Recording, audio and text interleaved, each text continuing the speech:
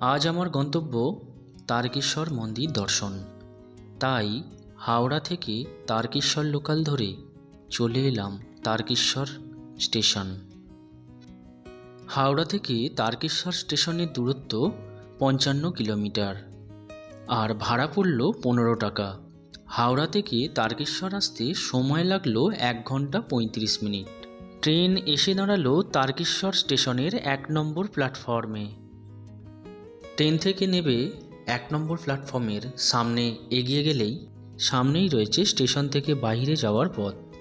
বাইরে যাওয়ার পথের সামনেই রয়েছে একটি ফলক, যে ফলকে ঠাকুর রামকৃষ্ণ, সারদামণি, রামমোহন রায়, চিত্তরঞ্জন দাস, সুভাষচন্দ্র বসু এনারা এই স্টেশনে এসেছিলেন।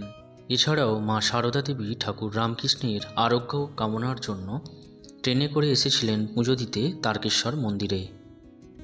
এই ফলকের পাশ দিয়েই রয়েছে স্টেশন থেকে বাইরে যাওয়ার পথ।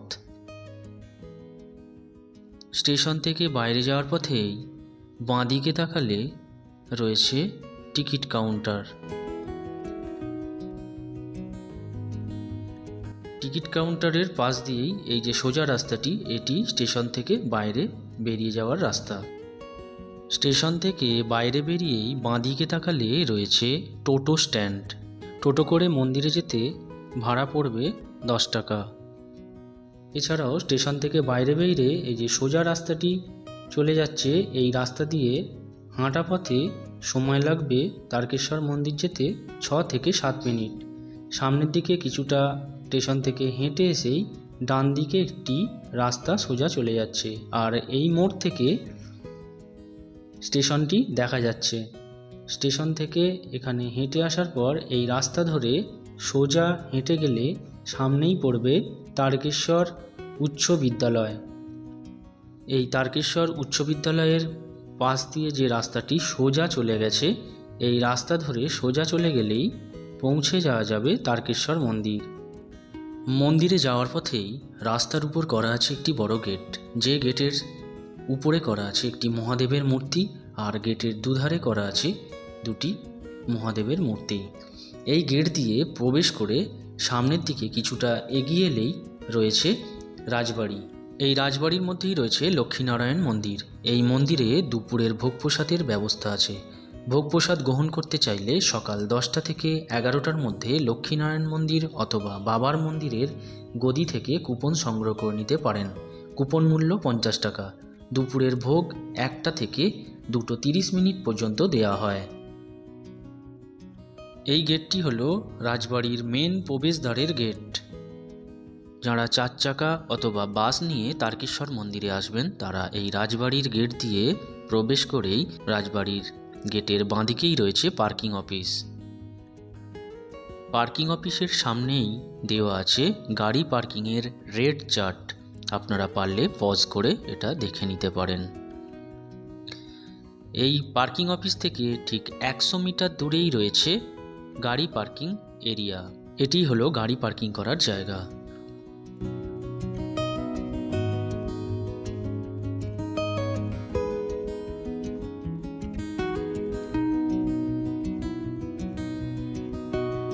গাড়ি পার্কিং এরিয়ার সামনেই রয়েছে রাজবাড়ি।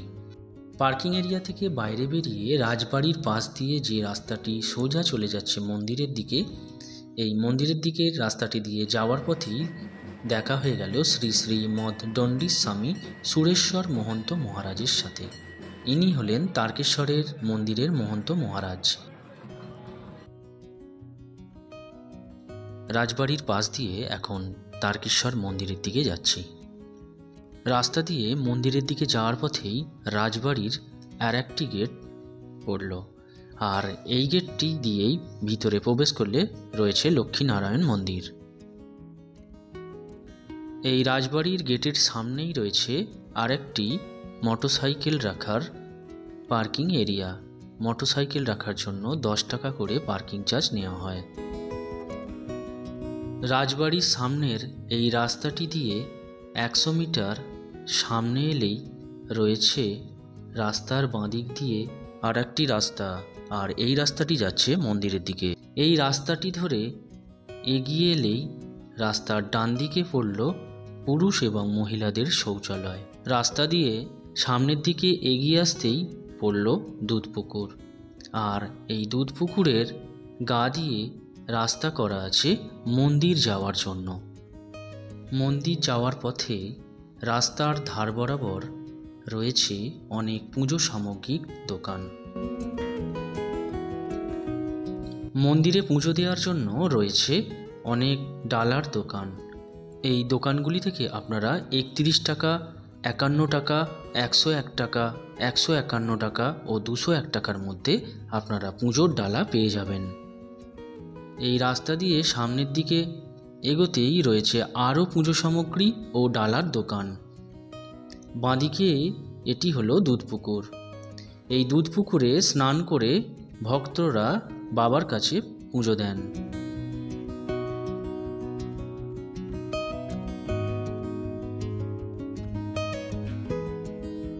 দুধ পুকুরের সামনেই রয়েছে গঙ্গা জল ও ফুল বেলপাতা দেয়া ঘটের দোকান। বাবার মাথায় জল ঢালার জন্য ফুল বেলপাতা গঙ্গা জলের ঘট আপনারা এখান থেকে কিনে নিতে পারেন 20 টাকা 30 টাকার বিনিময়ে। আমি এখন মন্দিরের দিকে যাচ্ছি 2 নম্বর গেট দিয়ে। এটি হলো মন্দির যাওয়ার 2 নম্বর গেট। 2 নম্বর গেট দিয়ে সামনে এগিয়ে আসতেই সামনেই পড়ল নাট মন্দির। সামনেই এটি হলো নাট মন্দির, আর নাট মন্দিরের সামনেই রয়েছেন পুরোহিত মশাইরা। আপনারা যদি পুজো দিতে চান এই পুরোহিত মশাইদের সঙ্গে কথা বলে নিতে পারেন। এই গেটটি মন্দির যাওয়ার 1 নম্বর গেট। এই 1 নম্বর গেট দিয়ে প্রবেশ করেই সামনেই রয়েছে নাট মন্দির। এটি হলো নাট মন্দির, আর নাট মন্দিরের সামনেই বসে আছেন পুরোহিত মশাইরা। আমি এসেছিলাম এই 2 নম্বর গেট দিয়ে নাট মন্দিরের সামনে। নাট মন্দিরের সামনেই রয়েছে নন্দী মহারাজ। বাবার দিকে মুখ করে বসে আছেন নন্দী মহারাজ। নাট মন্দিরের ভিতরে নন্দী মহারাজকে প্রণাম করে নাট মন্দির থেকে বাইরে বেরিয়ে নাট মন্দিরের ঠিক বাঁদিকেই রয়েছে বাবার গদি, আর বাবার গদিতে মানসিক পুজোর একটি চার্ট দেওয়া আছে। যারা মানসিক পুজো দিতে চান এই চার্টটি পজ করে দেখে নিতে পারেন। যারা বাবার কাছে মানসিক পুজো দিতে চান তারা মানসিক পুজোর জন্য বাবার গদিতে এসে সরাসরি মানসিক পুজো দিতে পারেন। বাবার গদির সামনেই রয়েছে নাট মন্দির, আর নাট মন্দিরের সামনেই রয়েছে বাবার মন্দিরের গর্ভগৃহ। আমি এখন নাট মন্দিরের সামনে দাঁড়িয়ে আছি, আর নাট মন্দিরের সামনেই রয়েছে ধূপ এবং মোমবাতি দেওয়ার জায়গা।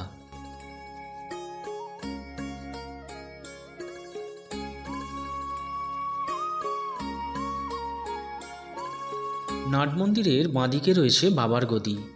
আমি এখন যাচ্ছি নাট মন্দিরের ডান দিক দিয়ে। ডান দিকের রাস্তাটা দিয়ে সামনে এগোতেই পড়বে বাবার মন্দির। বাবার মন্দিরের ঠিক বাঁদিকেই রয়েছে মুকুন্দ ঘোষের সমাধি। বাবার মাথায় জল ঢালার জন্য সময়সূচিটা একটু বলে দিই। সকাল 6টা থেকে 1:30 পর্যন্ত জল ঢালা হয় মঙ্গল থেকে শনিবার পর্যন্ত। রবি ও সোমবার সকাল 6টা থেকে দুপুর 2টো পর্যন্ত বাবার মাথায় জল ঢালা হয়। 2টোর পর বাবার ঘর পরিষ্কার করে বাবাকে স্নান করিয়ে ভোগ নিবেদন ও ভোগ বিতরণ করা হয়। তারপর বাবাকে শয়ন দিয়ে বন্ধ করা হয় মন্দির। আবার মন্দির খোলা হবে সন্ধ্যা 6টায় সন্ধ্যা আরতির জন্য। তখন মন্দিরের ভিতর প্রবেশ আর করতে দেওয়া হয় না। মন্দিরের চৌকাঠ থেকে মাথা ঠেকিয়ে প্রণাম করতে দেওয়া হয় এবং আদি মূর্তি দর্শন করা যায় এই সন্ধ্যা আরতির সময়। এবং দুপুর 2টোর পর যখন ভোগারতি হয় তখনও আদি মূর্তি দর্শন করা যায়। আপনারা যদি আদি মূর্তি দর্শন করতে চান আমি বলবো দুপুরবেলা এসে আদি মূর্তি দর্শন করুন এবং পুজো দিন। খুব ভিড়ও কম থাকে, খুব সুন্দর করে পুজোও দেওয়া যায় এবং আদি মূর্তি দর্শনও করা যায়। বাবাকে পুজো দেওয়ার জন্য এখন মন্দিরের পিছনে পড়ে গেছে লম্বা লাইন। মন্দিরের পিছনে বাঁদিকে রয়েছে বাবার ভোগের ঘর। আপনারা যদি দুপুরের বাবার ভোগ প্রসাদ পেতে চান তাহলে বাবার গদি থেকে কুপন সংগ্রহ করে নেবেন। বিভিন্ন দামের কুপন আছে, সেখানে আপনারা কুপন কেটে নিতে পারেন বাবার গদি থেকে। আর 2 নম্বর গেট দিয়ে প্রবেশ করার সময় বাঁদিকেই রয়েছে পুজোর ভোগ প্রসাদ দেওয়ার ঘর। এই ঘরের জানালা দিয়ে দুপুর 3টার সময় ভোগ কুপন জমা করে বাবার ভোগ প্রসাদ নিতে হয়। পুজো হয়ে যাওয়ার পর আপনারা যদি খাওয়া দাওয়া করতে চান তাহলে মন্দিরের 1 নম্বর গেট দিয়ে বাইরের দিকে এলেই রয়েছে অনেক নিরামিষ হোটেল, এখান থেকে আপনারা খাওয়া দাওয়া করে নিতে পারেন।